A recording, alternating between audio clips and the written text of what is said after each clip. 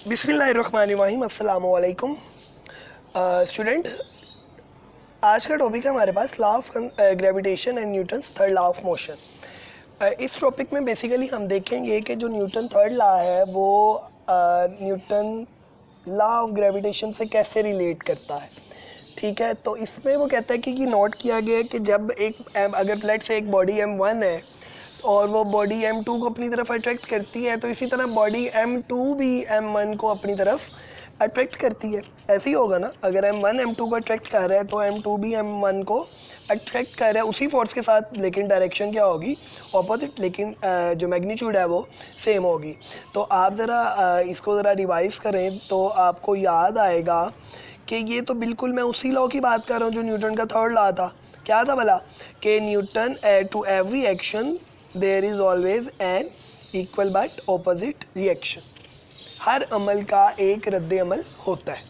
ठीक है, तो अगर m1 m2 को अट्रैक्ट कर रहा है तो m2 भी m1 को क्या करेगा, अट्रैक्ट करेगा। तो इस तरह Newton law of gravitation consistent with Newton's third law of motion. Next आ जाता है आपके पास ग्रेविटेशनल फील्ड। अच्छा, अब ग्रेविटेशनल फील्ड का मतलब ये है, आप लोगों को पता है कि अगर कोई भी बॉडी है तो उसका वेट क्यों है, क्योंकि ज़मीन जो है वो उसको अपनी तरफ अट्रैक्ट कर रही है। तो according to Newton law of gravitation, the gravitational force between a body of mass m and the अर्थ।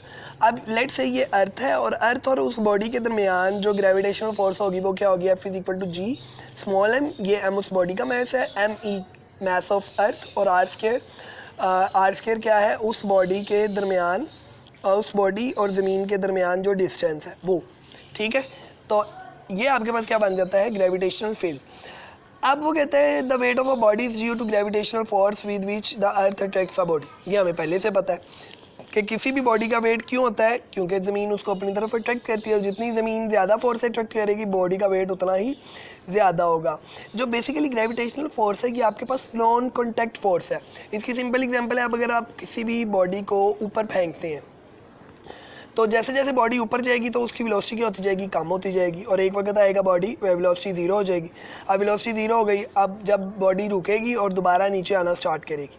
ठीक है, तो आप लोग देख रहे हैं इस बॉडी के ऊपर बज़ाहिर कोई फोर्स नज़र नहीं लग रही। ऐसे तो नहीं है कि ज़मीन खुद निकल के ऊपर से बॉडी को अपनी तरफ खींच रही है, ऐसा बिल्कुल नहीं हो रहा। हो क्या रहा है कि बॉडी ऊपर जाती जा रही है लेकिन ज़मीन का जो पुल है वो उसको अट्रैक्ट कर रहा है, और उसी पुल की वजह से बॉडी की वेलोसिटी क्या हो रही है, डिक्रीज। अब बॉडी और ज़मीन आपस में कांटेक्ट में नहीं है लेकिन फिर भी फोर्स लग रही है। इसका मतलब जो ग्रेविटेशनल फोर्स है ये आपके पास कौन सी फोर्स है, नॉन कॉन्टैक्ट फोर्स। क्लियर हो गया, कहते हैं this is due to the gravitational pull of the earth acting on the body whether the body is in contact with the earth, और such a force is called the field force. इस तरह की force को हम क्या नाम देते हैं, फील्ड फोर्स का।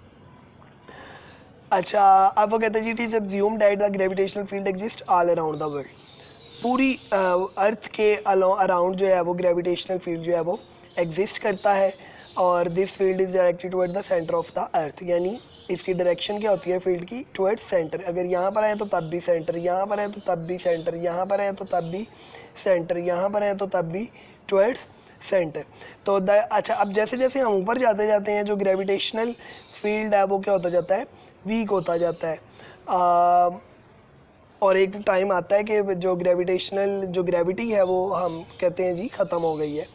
तो in the gravitational field of earth the gravitational force per unit mass is called gravitational field strength. किसी भी ग्रेविटेशनल फील्ड में जो यूनिट मास के ऊपर ग्रेविटेशनल फोर्स है उसको हम क्या बोलते हैं, gravitational field strength of the earth. और इस ज़मीन की सरफेस पे जो इसकी वैल्यू होती है वो कितनी होती है, 10 न्यूटन पर किलोग्राम, 10 न्यूटन पर किलोग्राम। तो ये आप लोगों ने याद रखनी है, MCQs के लिए आज से बड़ी इंपॉर्टेंट है कि ज़मीन की सरफेस पे जो उसकी ज़मीन की सरफेस पे जो ग्रेविटेशनल फील्ड स्ट्रेंथ है वो आपके पास कितनी होती है, 10 न्यूटन पर किलोग्राम। ठीक हो गया, तो ये आपका आज का टॉपिक था, इसको अच्छे तरीके से पढ़ लें और याद भी कर लें। अपना ख्याल रखिए, अल्लाह हाफ़िज़।